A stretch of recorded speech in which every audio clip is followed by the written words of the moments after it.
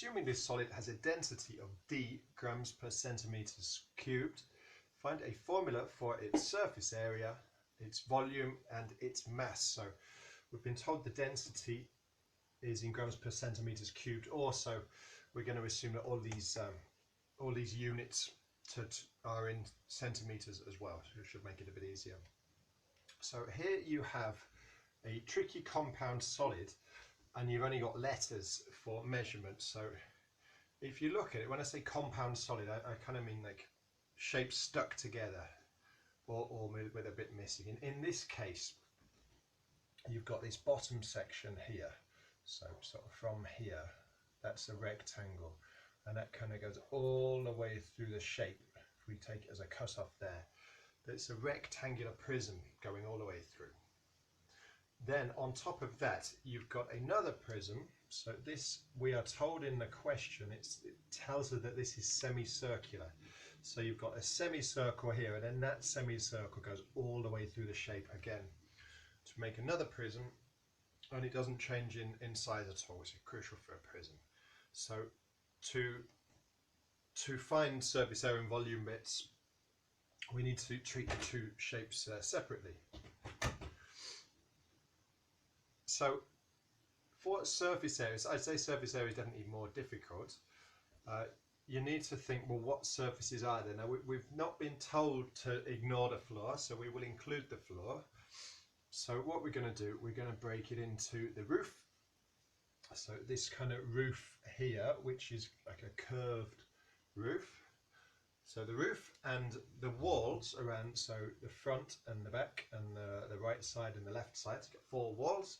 And then you've got the floor, which I've just mentioned, so the bottom bit there. So roof, 4 walls, and the floor, we're going to consider them more separately, and we're going to add them up for the total surface area. So let's make a start.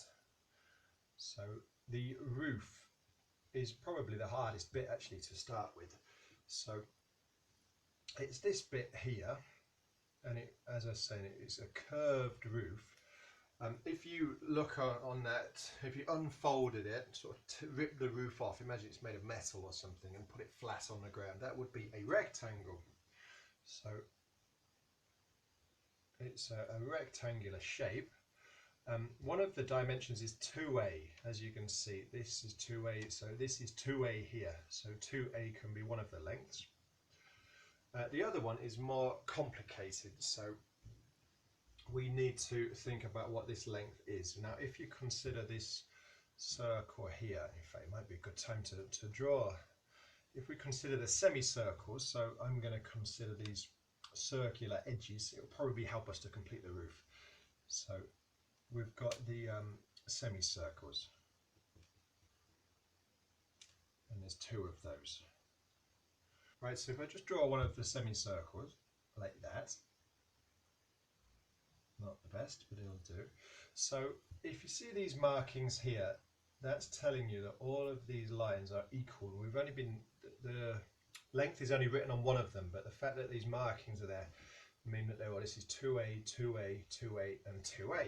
So, well, if this is 2a here, this must also be 2a. So that corresponds to all the way across this semicircle is 2a.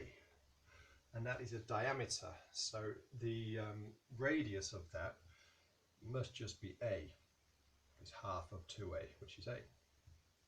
So what you have are 2 semicircles with a radius of a. So if we go back to our roof, this bit kind of curls, this bit here curves along one of those semicircles. So actually this arc length here is this length.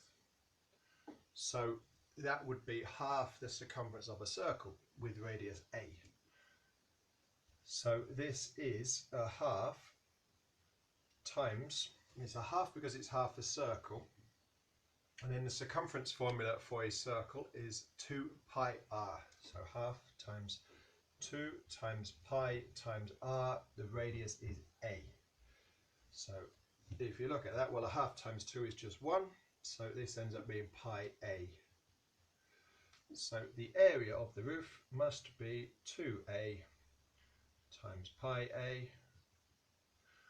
that is, well, it's 2 times pi times a, which must be 2 pi a squared. So I'm going to write that down.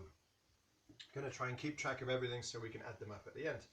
So now if we move on to the semicircles, we just need to know the area of them. There's 2 semicircles, and the area of one circle is pi r squared. So the area of a semicircle must be a half of pi r squared. So it's a 2 equals 2 because there's 2 of them. There's 2 semicircles. So 2 times a half, because it's a semicircle, times pi times r squared. R is the radius, which is a squared. So as I think I've said in previous videos, you could potentially like say, well, this circle plus this circle here, if we just flip this one upside down and put it there, it makes a whole circle, and that's fine. If you explain your thinking to the examiner, that is fine. But if you don't show them that that's why you're doing it, then you could kind of get the right answer for the wrong reasons. So this 2 times a half, 2 because they're 2 semicircles and a half because it's a semicircle. What I'm doing, I'm showing the examiner that I know exactly what's going on, and I'm getting the right answer for the right reason, not by accident. So 2 times a half is just 1. So this is just pi a squared equals pi a squared. So that is the combined area of these 2 semicircle parts. So now we've done this, and we've done the roof. So now we can move on to these walls.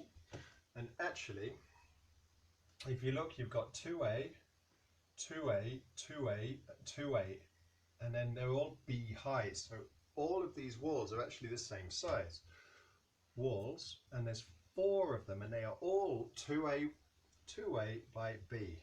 There's no different, because this 2a goes all the way around, I can just put them all together. So for these walls, they look like this. They are 2a long, and they're b high, and there's 4 of them, so area must be 4 because there's 4 of them, times 2a times length times b. Well, that's 4 times 2 times a times b. 4 times 2 is 8, a times b is ab, so it's 8ab.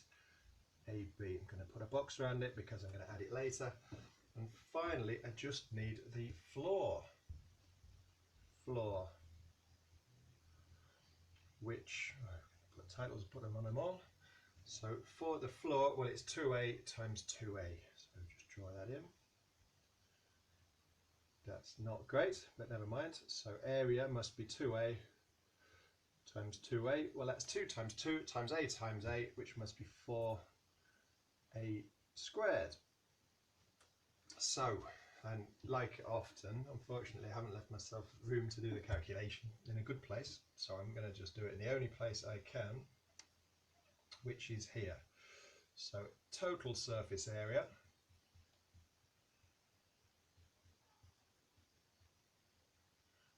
equals, well, we just add them all up. So it's 2 pi a squared, 2 pi a squared plus pi a squared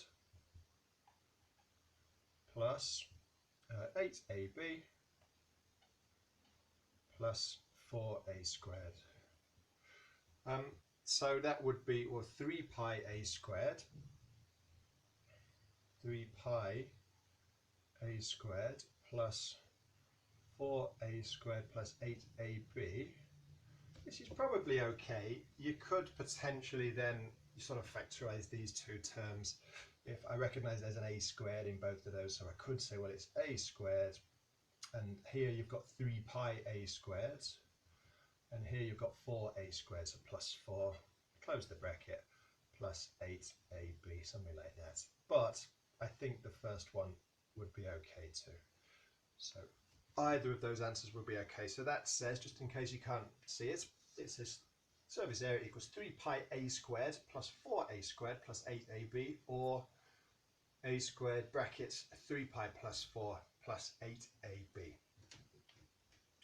Right, for the volume, you've got 2 ways of doing it. You could treat these as 2 separate prisms, work out their volume and then add them together, or you could treat it as one big prism, work out the area of one front face, and then just multiply it by the distance that this face here goes through the shape, as in just multiply it by 2a at the end.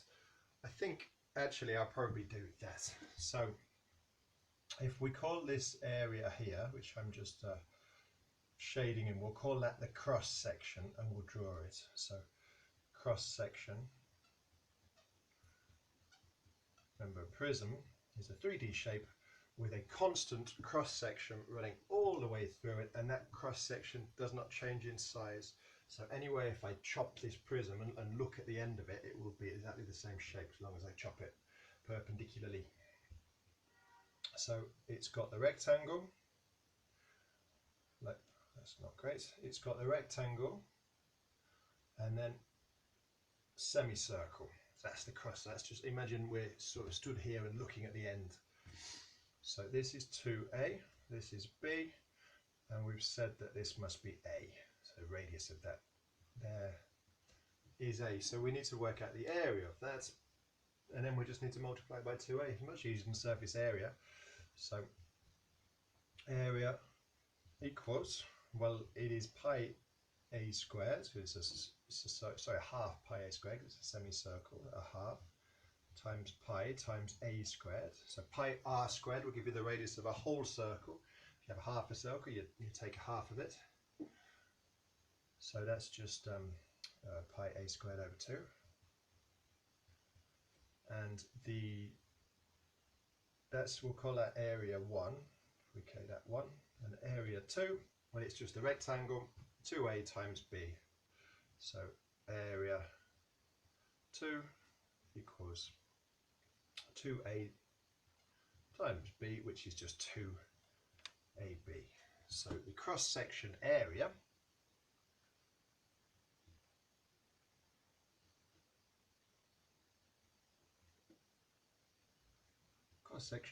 equals, well, it's just pi a squared over 2 plus 2ab. So the volume of the prism is going to be the cross-section area times 2a. So volume equals, I'll write that down, cross-section area times length.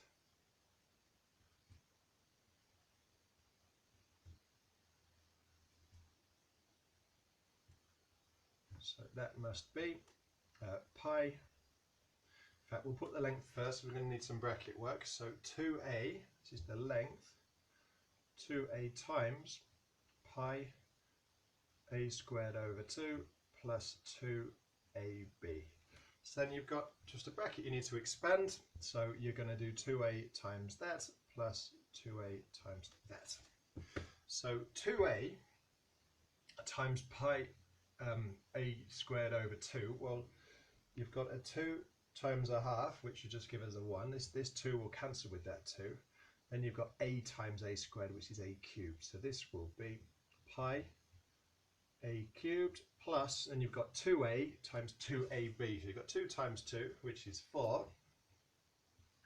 A times a is a squared, and then there's a b.